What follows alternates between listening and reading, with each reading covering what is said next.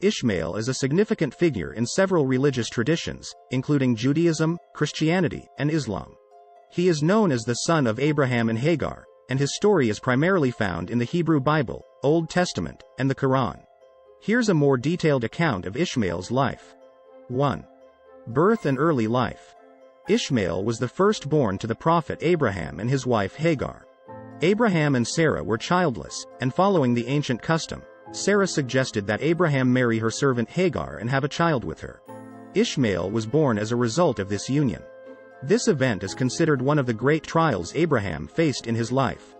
2. Settling in the desert of Paran. After Ishmael's birth, tension arose in the household when Sarah miraculously gave birth to Isaac.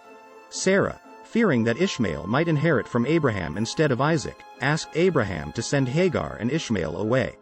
God revealed to Abraham that it was his will for them to settle in a specific uninhabited valley near the Kaaba in Mecca, known as the Valley of Paran.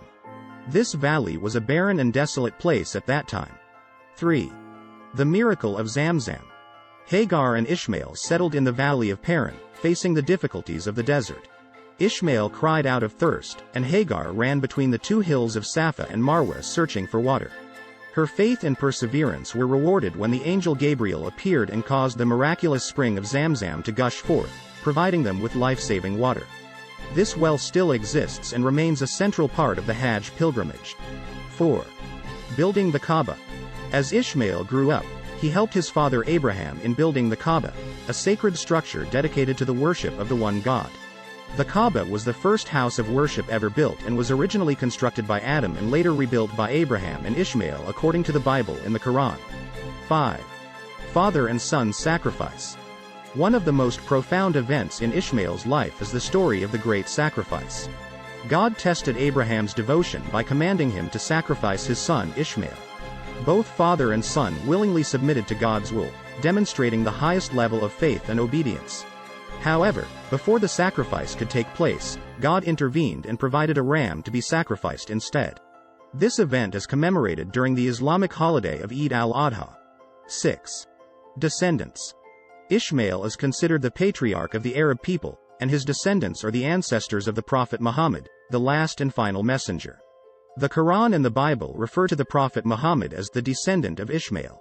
Ishmael plays a crucial role in connecting the prophetic lineage from Abraham to Muhammad and confirming the continuity of the same message they brought to the world. Understanding this connection is essential in theology and the belief in the chain of prophethood leading to the final messenger, Prophet Muhammad. Let's talk about that in more details. 1. Covenant and promise.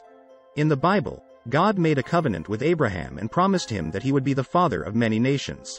This covenant also involved a promise to bless Ishmael and make him a great nation, Genesis chapter 17 verse 20. This promise was fulfilled as Ishmael's descendants became the Arab people, who played a significant role in the later history of monotheistic faiths. 2. Connection to Mecca and the Kaaba. The construction of the Kaaba is a central part of the connection between Abraham, Ishmael, and Muhammad.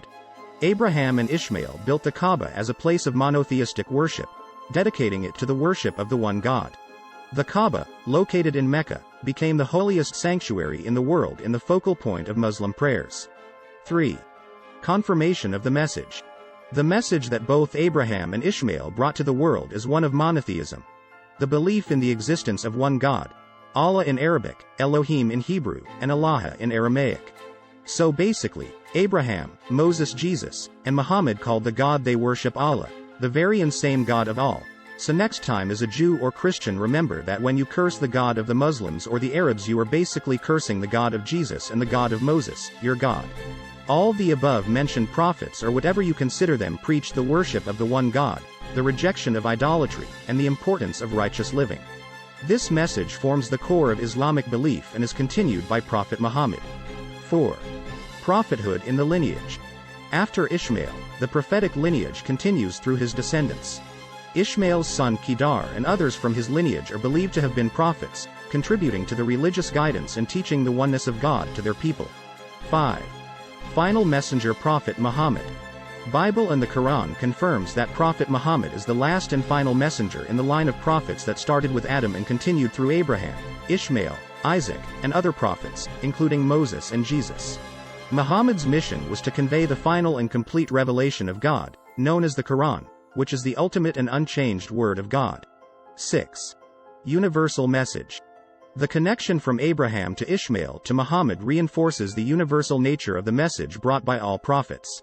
Islam, which is an Arabic word that translates to the peaceful submission to the one true God, teaches that the same core beliefs of monotheism, righteousness, and compassion were taught by all the prophets throughout history, despite variations in laws and practices based on the needs of their respective communities.